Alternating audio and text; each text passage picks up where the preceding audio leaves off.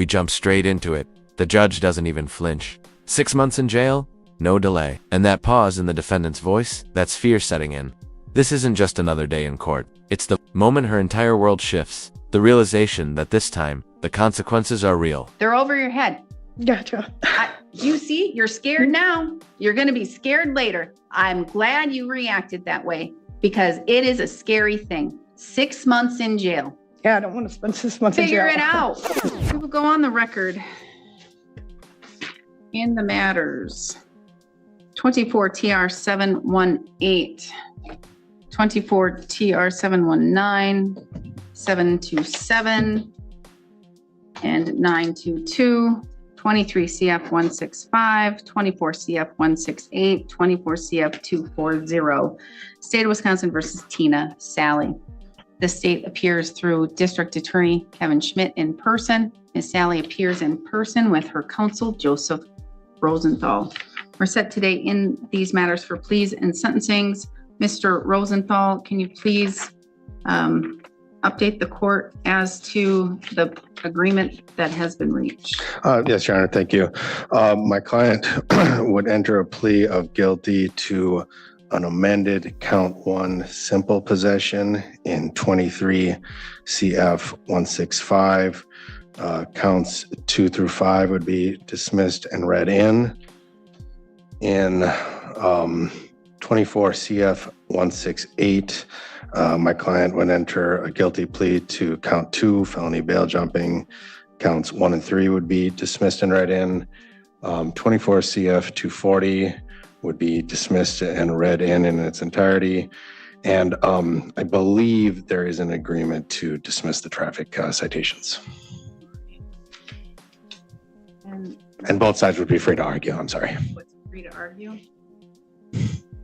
And Mr. Schmidt, I'm gonna guess that, and just correct me if I'm wrong, the reason for the public interest for... Now here's where the legal game gets tricky. She passed meth to someone, no money involved, but technically, that's still delivery under Wisconsin law. Sounds crazy, right? Even handing drugs to a friend can land you a felony.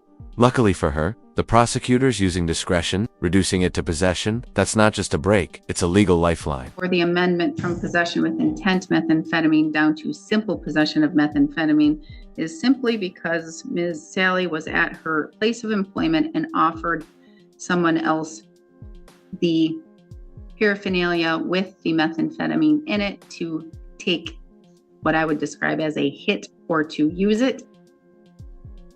And so that's why it's being amended to simple possession. If the court wants to know the public interest on it, as the court recalls from the PC statement, also in the police report, this was actually referred as simple possession by St. Croix Tribal.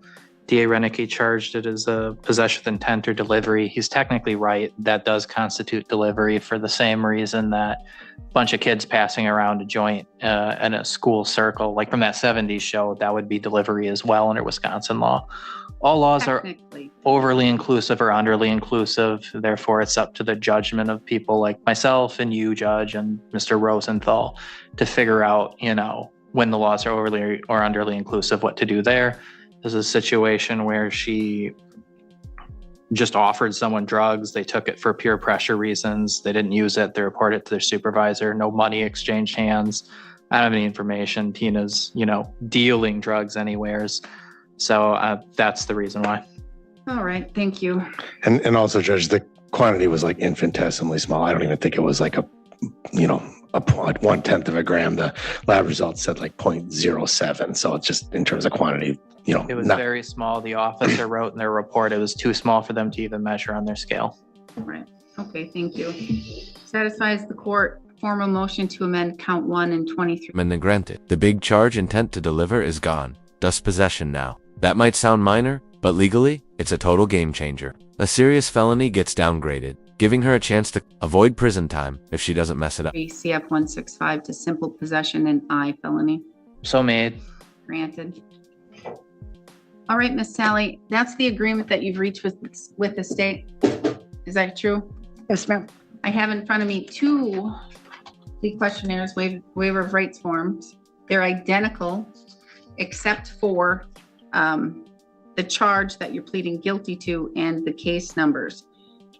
Did your attorney go over, well, and the maximum penalties, they're different too, but as to what those documents state and the form itself, they're identical. Did your attorney go over this form with you thoroughly? Yes, ma'am. Did he essentially go over it with you word for word? Yes, ma'am. And did you sign both of these documents? Yes, ma'am. And do you understand them completely? Yes, ma'am. And if you didn't understand something, did you ask him to explain it? Yes, ma'am. And he did so? Yes, ma'am. So you understand everything in these documents? I do, ma'am. All right. Now, you were pleading guilty to 1 count of simple possession of methamphetamine and 1 count of felony bail jumping. You're 49 years old. You have 10 years of schooling. You can read, write, and you understand the English language. Is that all correct? Yes, ma'am. You do not have a high school diploma or equivalent. However, like I said, you can understand everything that's going on, right? Yes, ma'am. Did your attorney go over with you what the state would have to prove your guilt beyond a reasonable doubt as to these 2 charges? Yes, ma'am. Did your attorney go over with you the maximum possible penalty you're facing? Yes, ma'am. You are not receiving treatment for mental illness or disorder, and you've not had any drugs, alcohol, or medications in the last 24 hours. Is that correct? Yes, ma'am. Because you're charged with crimes, you are entitled to constitutional rights, and those rights are listed on those documents. Next to the rights is a box, and each of those boxes is checked. That tells me your attorney went over those rights with you. You understand those rights, and you understand that you're giving up those rights by pleading guilty. Is that all true? Yes, ma'am. These aren't just routine questions. The judge is covering every inch of legal ground, making sure the defendant understands her rights, what she's giving up, and what a guilty plea truly means. One wrong answer, and the whole deal could fall apart. No confusion, no excuses. Everything has to be crystal clear. Do you need me to go over those rights with you in any more detail? No, ma'am. So you understand those rights completely? Yes, ma'am, I do. You understand that if you're not a citizen of the United States, your pleas could result in your deportation. Yes, ma'am.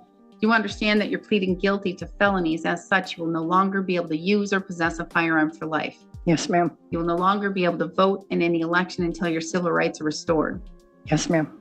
You understand that the state would have to prove in 24 CF 168, the felony bail jump, that on or around July 14, 2024, in Burnett County, Wisconsin, having been charged with a felony in Polk County case number 22 CF 171, and having been released from custody, you intentionally failed to comply with the terms of your bond by possessing illegal drugs, substances, or paraphernalia, and you did not have any valid prescription to possess any of the items you had.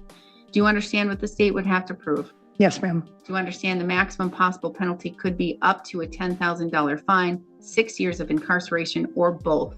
Yes, ma'am. You understand that in 23 CF 165, count 1, amended to simple possession of methamphetamine, an I felony, the state would have to prove on or around September 9th, 2023, you possessed a substance. The substance was a controlled substance, methamphetamine, and that you knew or believed that substance was a controlled substance, methamphetamine. Do you understand what the state would have to prove? Yes, ma'am, I do. Do you understand that upon conviction, you face up to $10,000 fine, 3.5 years of incarceration, or both? Yes, ma'am. You further understand that there is an agreement here for what's called free to argue. Do you understand that means that each side is free to argue any sentence recommendation to the court that they wish and they desire? Do you understand that? Yes, ma'am. Do you understand I'm not bound to follow any of those arguments? I don't have to follow the states. I don't have to listen to the defenses. I must listen, but I don't have to follow. And that I'm free in my own discretion to sentence you to what I believe would be a fair and just sentence for these cases in my discretion only. Do you understand that? Yes, ma'am. And that could be the maximum possible penalties. Do you understand that? Yes, ma'am. Do you still wish to proceed and enter guilty pleas? Yes, ma'am. Do you have any questions for the court or your attorney before I proceed? No, ma'am. Did you go over the criminal complaints in both of those cases with your attorney? Yes, ma'am. In particular, there's sections called the probable cause sections that basically say what happened those days and why you were charged with the crimes. for the most part, are those facts accurate? Yes, ma'am. Are you admitting here today that on or around September 9th, 2023, you in fact did possess methamphetamine Yes, ma'am. and you knew it was methamphetamine? Yes, ma'am.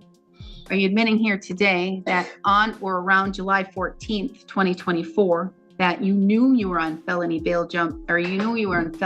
bail with certain conditions and bond in Polk County on a felony case, and that you intentionally violated that bond and those conditions by possessing illegal substances? Yes, ma'am. Mr.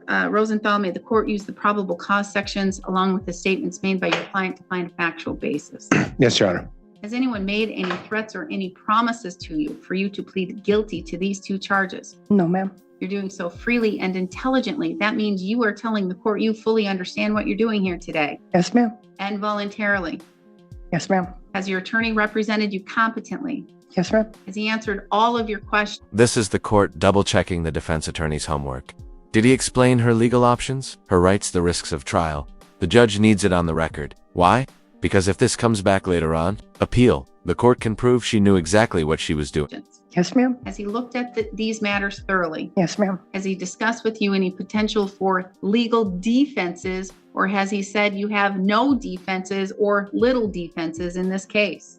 What, I mean, The question is whether I've advised you Oh, on whether there's any yes, ma'am. defenses or not. yes, ma'am. Talk to you about whether or not you have Yeah. any defenses? Yes, ma'am. And what, if you go to trial, what could happen? Yes, ma'am. Are you satisfied with the services? Yes, ma'am, I am. Any questions for the court or your attorney before I proceed? No, ma'am. As to 23 CF 165, count 1, simple possession of methamphetamine, and I, felony, how do you wish to plead? Guilty. As to 24 CF 168, count 2, felony bail jumping, and H, felony, how do you wish to plead? Guilty. The court will find your pleas of guilt are done knowingly, intelligently, and voluntarily. I'm going to find you understand your constitutional rights and what it means to waive and give up those rights. I'm going to find that you understand and that there is a factual basis. I will dismiss and read in all other counts and cases and open matters. A judgment of conviction will be entered today. Argument and sentencing recommendation, Mr. Schmidt. Sure. Checking one thing. Yep. What I would ask the court to do is sentence to Miss Sally to 2 years probation, either withheld sentence or a state and imposed sentence. If it does a state and imposed sentence, I think it should be 9 to 12 months on each concurrent. I don't think the conduct merits prison. Normally I'd say 6 months state and imposed, but I do think the giving of the drugs is worse than just possessing it. For conditions, I think the court should order not to possess drugs with or without a prescription or drug paraphernalia, not to have contact with any known users or dealers except as necessary in a treatment or confinement setting, follow rules of supervision, AOD and follow through, and ability to petition for early discharge once all conditions by probation are complete. I'm just reading this straight off of what she was sentenced to in Polk County. I want to mirror the conditions. In Polk County, the basis of the felony bail jump is she was on a deferred agreement for meth and THC. These cases caused that to be revoked. Our cases are meth and THC, so they're really tightly, heavily linked together. So if the court follows what I'm suggesting, it'll just extend her probation by like 2 months longer than just the Polk on its own. Is Polk withheld? What? Is Polk withheld? They did withheld. I just know the court's preferences for state and imposed, which is why I gave the alternative there. I think she reflects a substance abuse issue. The one condition I would add that Polk doesn't is to get a valid license because of the OAR. Her history is substance abuse. That's what she needs help treatment with. She is obviously capable of being a productive member in society. She was working at A&W when this happened. Thank you. All right. Mr. Rose, go ahead. I was just gonna say the Polk case is 22 CF 171 if the court's curious about looking at it. I'm pulling it up right now. And obviously ours concurrent to Polk. I meant to say that too, sorry. Yes. All right. Mr. Rosenthal. Thank you, Your Honor. We would ask for a slightly less term of probation, 18 months. I do think she's a very good candidate for probation. She's made all her meetings with her agent. She was, at the time of the first case, she was working at A&W. After that, she was working at the poorhouse for a number of months. That's kind of on hold right now. She had a bit of a situation with her significant other that she had to get out of. So, and I think to her credit, she made some healthy choices there. She's, now living up in Minong with her brother. She's informed probation of the change of address. She's informed the clerk of the change of address. Again, this was kind of a situation that was, made, I think it was her kind of being proactive and being healthy and getting out of something that was not particularly, in her best interest. Also to her credit, she stayed in very good contact with me throughout the pendency of these cases. Even just a few days ago, she called me. She said, "Hey, look, I don't have a ride down to court." I said, "Hey, Tina, no problem. I'll come and get you on my way from Superior." I'm always willing to go the extra mile for my clients. Again, this is just a reflection on her character of being responsible to both probation and to making sure. Now comes the human story. The defense paints her as someone who's trying. She's working. She's staying in contact. She's even calling the court for help. This isn't just legal strategy. It's reputation, rehab, the message. She's more than her record. She's worth a second chance. She shows up to court on time, is not driving without a license, those type of issues. Again, I agree with the state. She's got a track record of being a productive member of society. I do view this as a rehabilitation case. Again, we're talking about, a very small quantity here that was already discussed.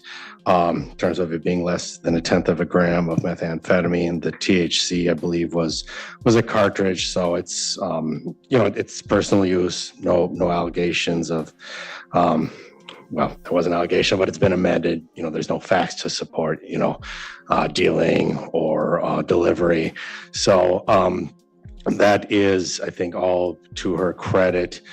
Again, we'd ask for a slightly less term of probation. She's been in compliance. She's had her ups and downs, but, probation's willing to work with her. Even with these two cases, they didn't elect to revoke. So I think for those reasons, Judge, we would ask for 18 months with a withheld sentence. Thank you. Ms. Sally, do you want to provide a statement to the court? You don't have to, but it is your only time to fill me in. Let me know what's going on. I'm just trying to find a ground to stand on, Your Honor, so that I can get my license back and get back on track. I had to get out of a situation, and I'm starting from the bottom and I'm going back up. I just want to continue to contribute to the society. I'm not trying to be a problem. I'm not trying to be out there using drugs. I just want to live and be comfortable. I'm sorry about wasting the court's time and all that.